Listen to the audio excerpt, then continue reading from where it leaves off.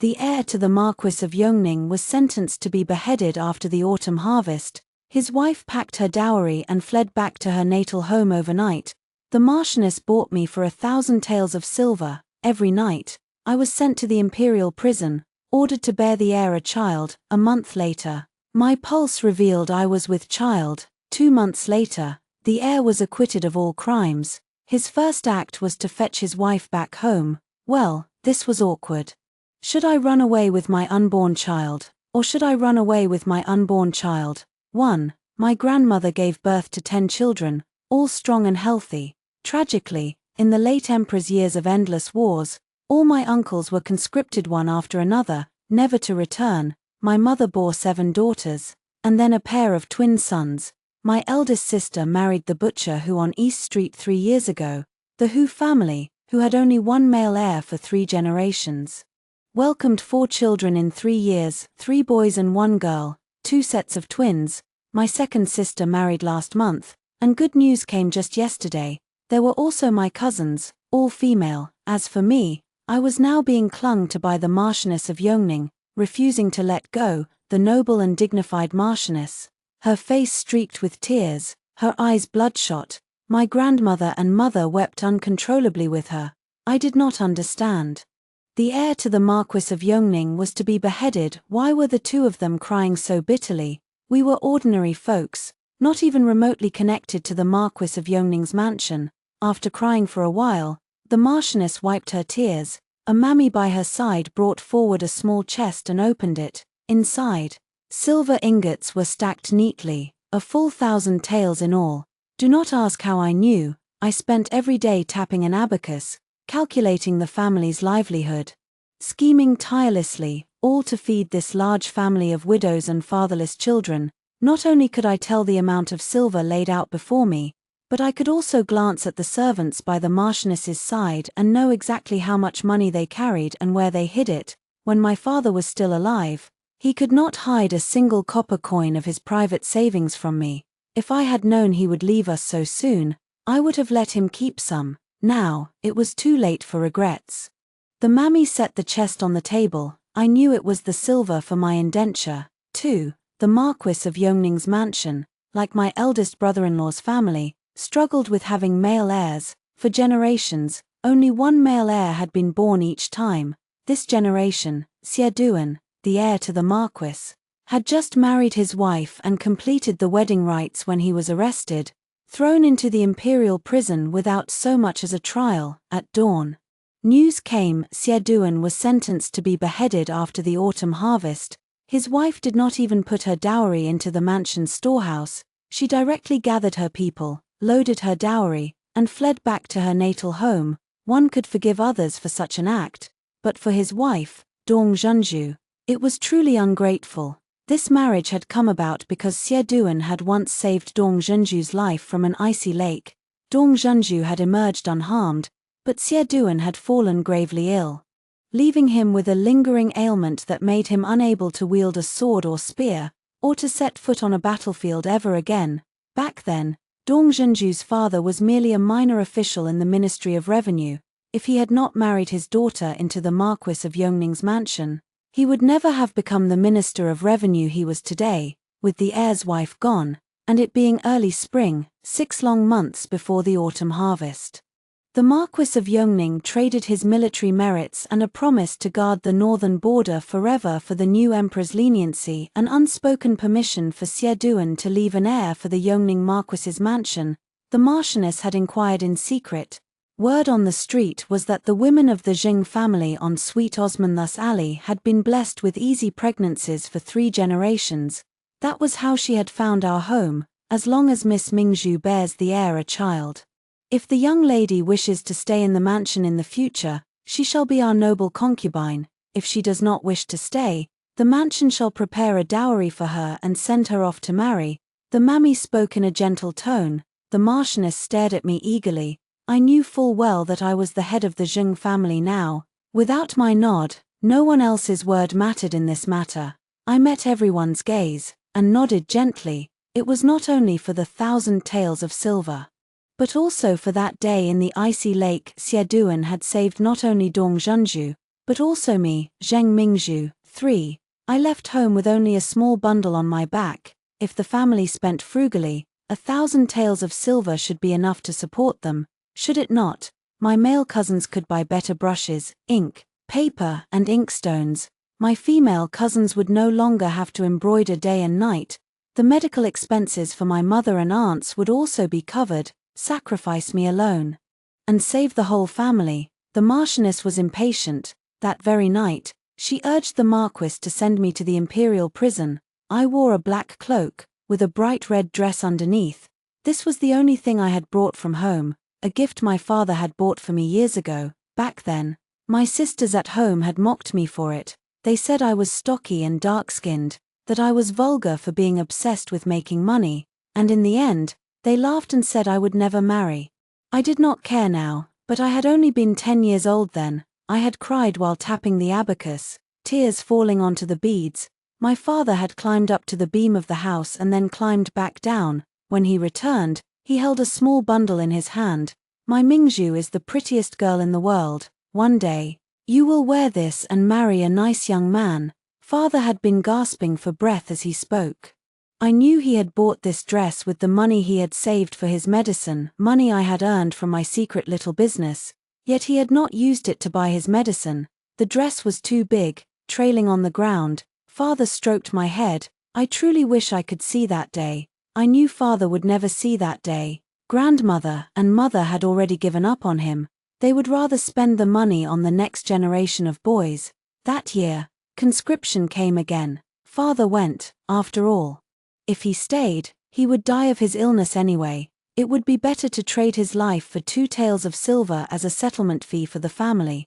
When father left, I was the only one who went to see him off, a bag of dry rations in my arms. I still remembered his smile in the faint morning light. He said, "Mingzhu, leave if you can, you are not like the rest of them." For I insisted on wearing this dress. And the Marchioness had no choice but to let me. The heir was a stubborn man, who refused to settle for anyone he did not want. Otherwise, 1,000 taels of silver could have bought so many beautiful women. If he had indulged in pleasure every night, someone would surely have become pregnant. The Marchioness had only this one chance. The imperial prison was pitch black. I carried a food box, inside which were the wine and dishes the Marchioness had prepared. In the darkness, hands stretched out constantly, trying to grab the hem of my dress. I walked with great difficulty. The prison guard who was to escort me said not a word, leading me down 2 levels until we stopped at the innermost cell. Only when I stepped inside the cell did he whisper, "I will come to fetch you at dawn. Keep your voice down when you do what you came for." By the light of the prison guard's lantern, I saw that the furniture and bedding in the cell were even better than those in my own room at home. Surely the Marquis of Yongning had spent a great deal of silver for this. I opened the food box and took out the wine and dishes. Xieduan sat on the bed, watching me, silent and motionless, while there was still a little light. I poured 2 cups of wine and held them out to Xieduan. "We should drink the nuptial cup." Xieduan let out a laugh, reaching out to lift my hood. Just then, the prison guard walked up to the upper level, and the imperial prison was plunged into complete darkness. I fumbled to hand the wine cup to Xieduan, but he would not take it. I held it out to him again. He said, "Miss Dong, though we have performed the wedding rites, we have not consummated the marriage. We are not yet husband and wife. You can leave, and no one will blame you." I did not answer, holding the wine cup out to him a 3rd time. This time, he took it. I looped my arm through his and drained the nuptial cup in 1 gulp. I did not know if Xieduan drank his wine or not. I threw the cup aside and threw myself on top of him. In the darkness, I fumbled wildly, trying to tear off Xieduan's clothes. After a long while, I could not even undo his belt. Frustrated and angry, I burst into sobs. Xieduan sighed, rolling over to pin me beneath him.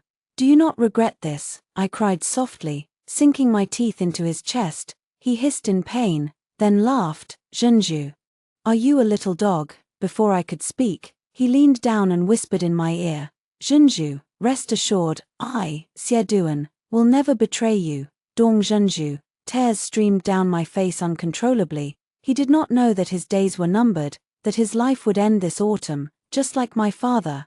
Neither of them would ever see me wear this wedding dress. 5.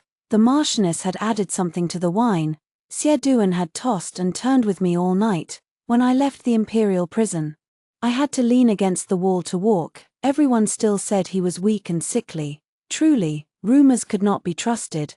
The Marchioness came to fetch me in person. Seeing me stumble out, leaning against the wall, her face lit up with overwhelming joy. She knew her own son. The concubines she had arranged for him were all delicate and beautiful. Yet he had not even glanced at them. She had never thought he would accept someone as plain and clumsy as me. I was settled in the courtyard closest to the main compound, attended by 7 or 8 maids and mammies.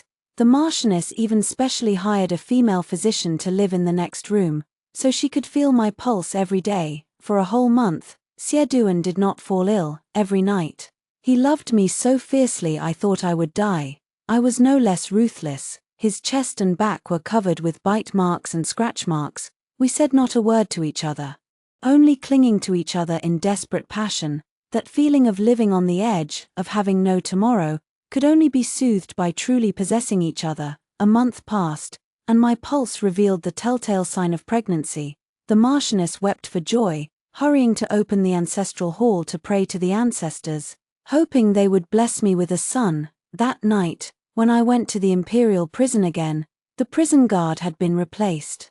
The mammy with me slipped a silk purse to the new guard, who then whispered to us that shortly after I had left the imperial prison that morning, Xie had escaped. He was gone. When I had bid him farewell in the dark that morning, had he been awake, he had not even been willing to say a single goodbye to me. Did he know he was going to be a father? I still went into the imperial prison. The cell was empty, yet everything inside remained exactly as it had been. I walked to the bed and sat down.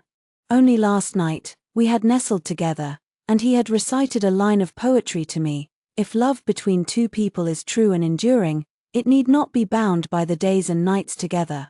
Ah, so he had already said goodbye to me. It was a pity I was not Dong Zhenju. If it had been her, she would have known exactly how to reply.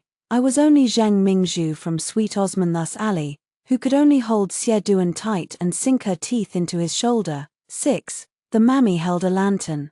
Waiting silently by the door, for the first time, I saw this place clearly, every detail of it. A book lay open on the table, a writing brush still resting on the brush rest. Behind me, on the bed, the brocade quilt was a messy heap. Of course it was. He had never been one to fold his quilts, had he? I could not help but smile, reaching out to pull the quilt towards me. As I shook it out, a beaded bracelet fell out. Had Xie left this for me? I picked it up and put it on my wrist. It was loose. Too big for me. His hands were large, his wrist much thicker than mine. I would probably never see him again in this life. I would not hand this over to anyone. I folded the quilt neatly, then glanced back one last time. Father, look, in this life, I have worn a red wedding dress, drunk the nuptial cup, and married the fine man who pulled me out of the freezing lake with his own hands. The seed he left behind will take root and grow within me. I am no longer a rootless duckweed. From now on, someone will walk the road with me. I left the imperial prison. This beautiful dream was time to wake up. I never returned to the Marquis of Yongning's mansion. The heir's escape had enraged the new emperor. The imperial forest guard surrounded the mansion, allowing no one to enter or leave. The mammy wept in anxiety. She had been the Marchioness's wet nurse, bound to her by deep affection. Otherwise, the Marchioness would never have trusted me to her care. I took the mammy with me and rented a small courtyard to live in, comforting her gently. In my eyes, the new emperor's act of surrounding the mansion without harming anyone felt more like protection than punishment. Xie escape had been far too frivolous, unable to withstand close scrutiny. It was merely that those involved were too blinded to see the truth. 7. I urged the mammy to wait patiently. She glared at me for a long time. Then, thinking of the little heir in my belly, she swallowed her pride and waited on me hand and foot. I kept 500 taels of banknotes close to my body, a gift from the Marchioness when the physicians and female healers had confirmed my pregnancy. I had sewn them into a small cloth bag and hidden it against my skin. I only felt at ease keeping it with me at all times. Once, as a little girl, I had longed to earn a great deal of money to hire a physician for father, to buy him medicine, but the copper coins I hid were often stolen by grandmother, mother, and my cousins. I had always cried then, and father would sew a small cloth bag for me to hang around my neck. Every copper coin I earned, I would put inside it. When I had saved 100, I would take them to buy medicine for father. Father never bought the medicine, he had saved the money to buy me a wedding dress. That wedding dress had been torn to shreds by Xianxia that night. I took out 100 taels. The mammy took care of all the rent and household expenses. I only needed to rest easy and nurture my unborn child. One day, the mammy came back from buying vegetables, and after a long hesitation, told me the Zheng family was selling the old ancestral home at a low price, asking if I wanted to buy it. When the Zheng family heard the Marquis of Yongning's mansion was surrounded by heavy troops, they immediately fell into chaos. The arrogance they had shown in the market streets a few days prior, riding on my connection to the mansion, had turned to abject fear. Several aunts and cousins cursed me for being greedy for wealth, crying and shouting to divide the family property. Terrified of being implicated by me, 1,000 taels of silver had not brought them peace and prosperity. Instead, it had torn a once harmonious family apart. Zheng Mingzhu had hoped her family would live in harmony, together forever. I had tried my best. As the Zheng family scattered to the winds, a heavy stone seemed to lift from my heart, leaving me feeling light and free. I pressed 100 taels into the mammy's hand. It would be a fine thing for you to buy it for your old age. The mammy shot me a reproachful look, then took the money without ceremony. I too wanted to buy a small courtyard, not in the capital, but in the Jiangnan region. By the West Lake, the capital was fine, but it had no misty rain, no endless fields of lotus leaves. 8. The Marquis of Yongning's mansion remained surrounded like an iron barrel. The mammy went several times to inquire for news, but returned empty-handed each time. I comforted her, no news was truly good news. At last, the mammy calmed down. She chatted with me about the farce of the Zheng family's division, and even bought fine cotton cloth to soften and sew into small clothes and shoes for the baby. She tried to get me to join her. An hour later, the mammy looked at the countless pricks on my fingers, and promptly chased me away. But as she sewed, she would sigh from time to time. I knew she was worried, so was I. A month passed. One day, the mammy suddenly came running back, her vegetable basket lost along the way. She bolted the courtyard gate, the house door, and the windows, still not reassured. She dragged tables and cabinets to bar the doors, and sat on top of them to hold them in place. I could not help but laugh. What good would this do? If someone truly meant harm, a single fire would be enough. The mammy glared at me. Prince Yong has rebelled. His army has entered the city. They must have stormed the palace by now. So that was it. I smiled at the mammy. Your young master will be home soon. From now on, he would be promoted. His future bright and boundless. How wonderful. I began to pack my bundle. The mammy had sewn many small clothes, as well as tiger-headed hats and shoes. I put them all into the bundle. What if I gave birth to a little girl, tottering about in a tiger-headed hat? I stroked my belly and smiled. I hoped she would look like Xie. He had fair skin and a handsome face. I prayed she would not look like me. The mammy helped me pack. At my words, she hesitated for a rare moment. Miss Mingzhu, you are quite tall, at least. There really was no need for such a forced compliment. 9. The noise outside lasted all night, the clatter of horse hooves coming and going, the shouts of battle from the distance. Something heavy slammed against the courtyard gate at one point, but the silence returned soon after. The market streets did not fall completely silent until the second night. The air was thick with the stench of blood and burning. I could not stop retching. The mammy grew frantic, wanting to go fetch a physician. I held her back. Wait, just a little longer. Before dawn on the third day, I let the mammy go out. As soon as she left, I slung my bundle over my shoulder and followed her out the door. I had to see it with my own eyes to let go. It was the same imperial forest guard, but this time they stood in a protective formation. I hid by the roadside and watched as the mammy entered the mansion smoothly. A servant led a horse to the gate, and Xie walked out. He had grown thin. Dressed in a black light armor, his face was as fair as jade, more handsome than ever. He leaped onto the horse and galloped past me, the imperial forest guard following close behind. Only when his figure was no longer in sight did I go to the familiar real estate agency. I would sail to Jiangnan with one of their merchant ships. I still had 300 taels of banknotes in my small cloth bag. I had pawned the clothes and jewelry I had worn when I left the mansion for over 100 more taels. I knew how to do business. I would be able to support myself and the child, no matter what. Mr. Li, the agent, did not know I was pregnant. Seeing me with a bundle, he thought I had been cast out of the mansion, and could not help but shake his head and sigh. You have no luck, girl. If you had become pregnant, a life of great prosperity would have awaited you. This time, young Master Xie risked his life to capture Prince Yong and his faction. He will surely be granted the title of Marquis. I did not answer, only bowed my head to choose the earliest departing fleet. We agreed to set sail early in the morning 2 days later. I paid the deposit and stepped out the door. Madame Wang, a matchmaker, walked in, heard the news. Young Master Xie traded his great merit in quelling the rebellion for an imperial edict of marriage. He is going to remarry Miss Dong. Mr. Li coughed loudly. Only then did Madame Wang see me, and her face flushed with embarrassment.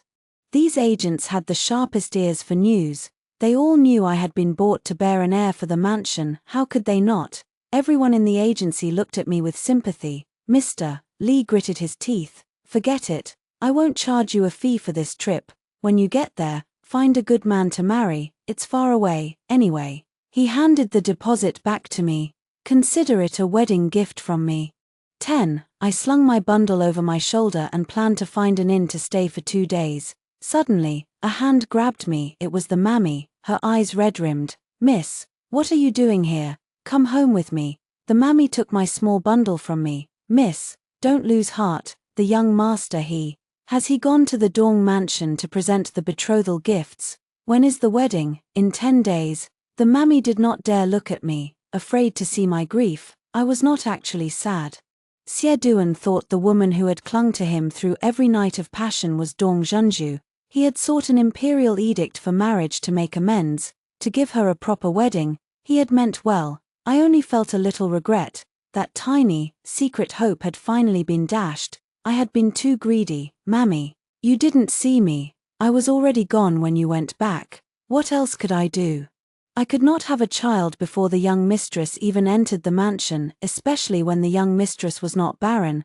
I had only thought Xie Duan would surely die. All I had done had been for my own future, carried out in secret. If they could not find me, it would be for the best for everyone. The Marchioness says the mansion's bloodline. There is no mansion's bloodline.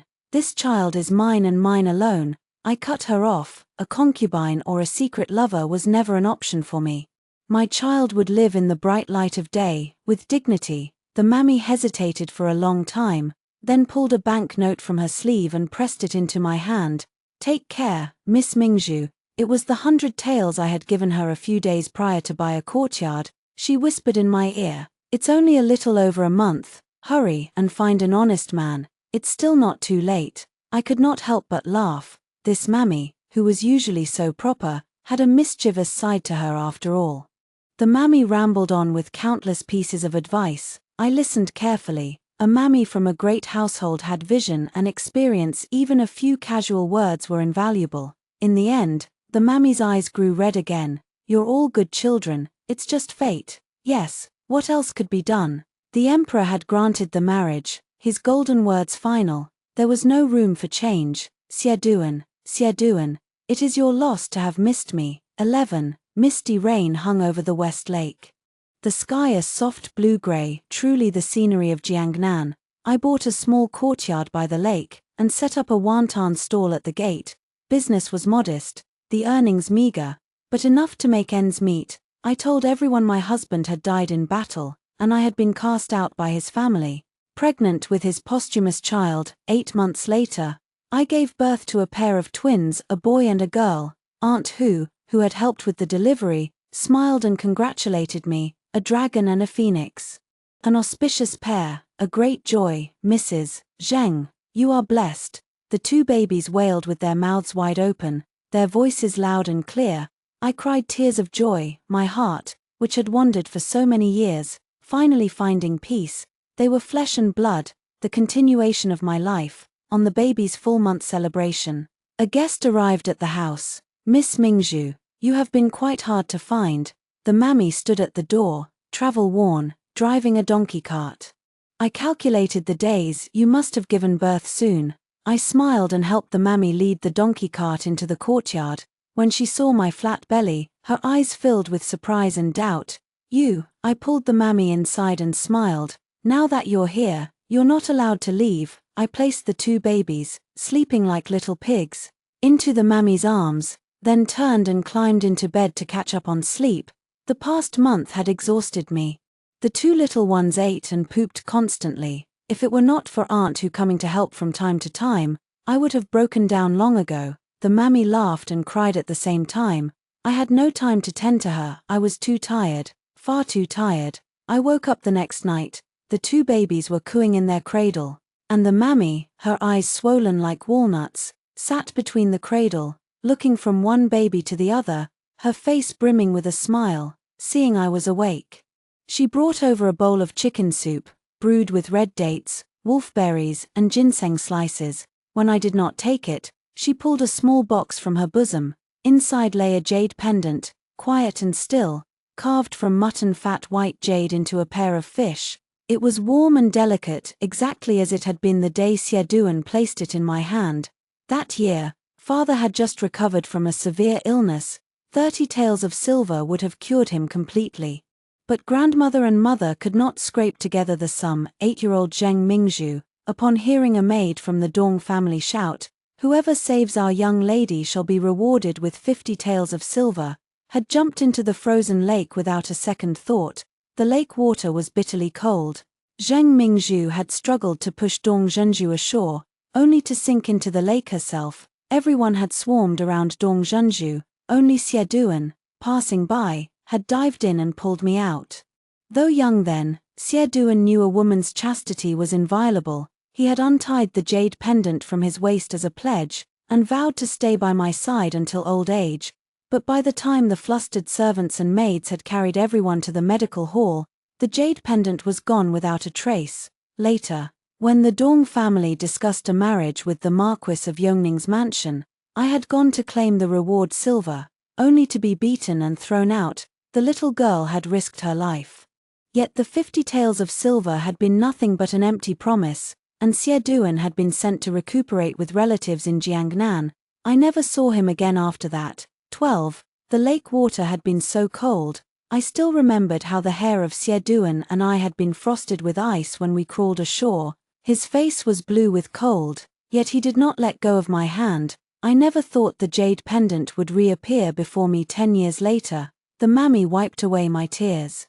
The young master told you to wait patiently. He will surely send 3 matchmakers with 6 betrothal gifts, and come to fetch you with a bridal sedan carried by 8 bearers. She said Xie had knelt in the ancestral hall for 3 days, and only then had the Marquis and Marchioness nodded, allowing him to go to the battlefield. He would earn military merit, and then beg for an imperial edict of marriage. Rest assured, the young mistress is no longer with us. The young master's sworn sister married a few days ago. The mammy looked at me mischievously. The young master is still yours and yours alone. I bowed my head in embarrassment and sipped the soup. It was for the best. Dong Zhenju had been just a girl, most likely powerless to resist her fate. Besides, who would not wish to live a life of glory and dignity? Xie had an illustrious family background, unmatched knowledge, and such extraordinary looks. I set up my wonton stall again. The mammy looked after the 2 babies every day, keeping herself rushed off her feet, so she called in her relatives to help. I stared at the Marchioness, dressed in the plain clothes of a peasant woman, with a splitting headache. The Marquis was in the northern border, the young master was in the northern border, and now the Marchioness had run off to Jiangnan, who was left in the Marquis of Yongning's mansion. The Marchioness paid no heed to my ramblings. She and the mammy each held a baby, wandering around and having fun all day long, and gifts from the northern border arrived one after another, an unending stream. The Xie family had been military marquises for generations. Everyone whispered behind their backs that the Xies had shed too much blood, cursed by heaven for their sparse offspring. Now, the birth of a dragon and a phoenix had broken that malicious rumor. The Marquis was so overjoyed that he sent out all the treasures he had hoarded for years. I kept running my wonton stall. All these gifts would be the children's support in the future, and my heart was full of joy. The only thing that made me speechless was that after a month or two, the fair and tender Marchioness and the fair and tender babies had all turned as dark as charcoal. It was truly a sight for sore eyes. 13. One day, a man on horseback came to the wonton stall, a bowl of wontons. A large one. The voice was infinitely familiar. I stared up in a daze. The wild winds of the northern border had turned a delicate and handsome young man into a rough fellow with a stubbly beard. Xie sat down at the table, his pair of peach blossom eyes gazing at me with a smile, a handkerchief in his hand dabbing gently at his sweat. That handkerchief, bright red, fine cotton cloth, with simple patterns embroidered in yellow thread. My face flushed red all the way to my neck. Xie chuckled. I had wanted to keep it to make you a red bridal veil. Unfortunately, it was torn to too many pieces. The rogue had not held back at all when he tore it. I cooked the wontons and set them before him. He reached out and pulled me close. Zheng Mingzhu, I have missed you terribly. He had not called me the wrong name, Mingzhu, not Shunzhu. My eyes suddenly grew warm with tears. Xie wiped the tears from my face with a tender hand. Mingzhu, I'm sorry you suffered. Had I suffered, I had earned every copper coin one by one as a child to save my father. I had not suffered. I had sold myself to the Marquis's mansion to repay a kindness I had not suffered. I had struggled alone to give birth to a pair of children I had not suffered. All of it had been my choice, my willing doing.